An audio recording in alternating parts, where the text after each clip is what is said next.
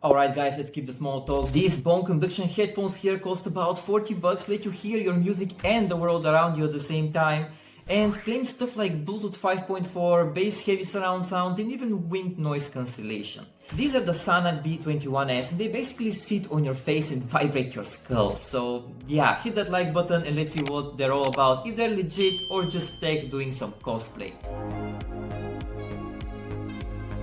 And starting off with the build quality, guys, that is super lightweight and super flexible. The band is made from some titanium memory metal thing that bends without breaking, kinda like my motivation if I don't drink my coffee in the morning.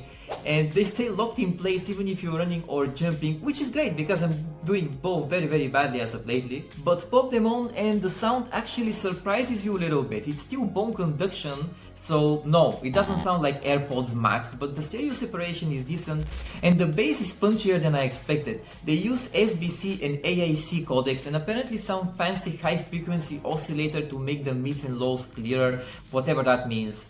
But the sound leakage is there, guys, there's no way around it. It's not outrageous, but it is there. So yeah, you won't be able to notice it unless you're blasting anime songs at full volume in a library. But anyway, moving on to connectivity. That's handled over Bluetooth 5.4 with this FlashLink 6.0 tech, and it's honestly very solid. It paired fast, reconnected instantly, and held signal through walls as well. No dropouts, no drama. You can't connect it to multiple devices at once, but for this price, I'll allow that. One thing to note, guys, if you have a Windows PC like me here, don't try to connect it and go more than 5 meters away because they will drop out. This is valid only for phones. The no dropout thing is only valid for phones. When it comes to Windows PCs and their outrageously stupid Bluetooth connectivity issues, you cannot expect this to not drop out. Just something to keep in mind. But moving on, battery life. So the battery life is rated for 10 hours straight, and in my testing I got close to that. It was more like 9 hours with some calls, podcasts and music in between. Charging takes about an hour, and it does it over USB-C as well, because yes, they're civilized.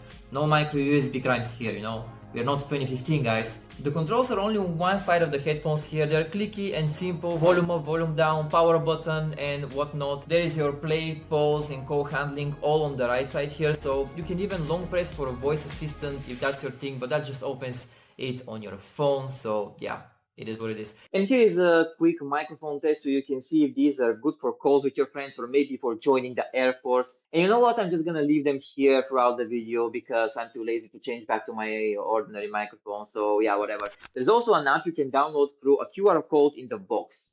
You get 6 equalizer presets, battery levels, and even some AI voice-to-text and real-time translation features.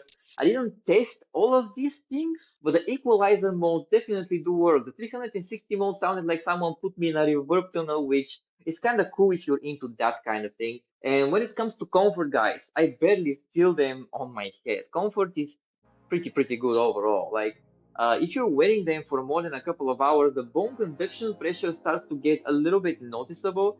It's nothing painful, no, just a little bit weird. And it's like your face is humming a little bit. You'll know what I mean when you try them on. But real talk, they're not going to replace your high-end earbuds or headphones. If you are the type of person who runs outside, rides a bike, or just doesn't want to get hit by a bus while listening to a podcast or something like that, yeah, these are definitely the ones for you. I have an e-bike myself, I have tried them, and I can tell you that they're awesome. So definitely a 10 out of 10. When it comes to bike riding and sports stuff. I mean, they're doing exactly what they're supposed to. No more and no less. So if you're all about, space awareness and you don't want anyone to bump into you or something like that, then definitely get these. These are great.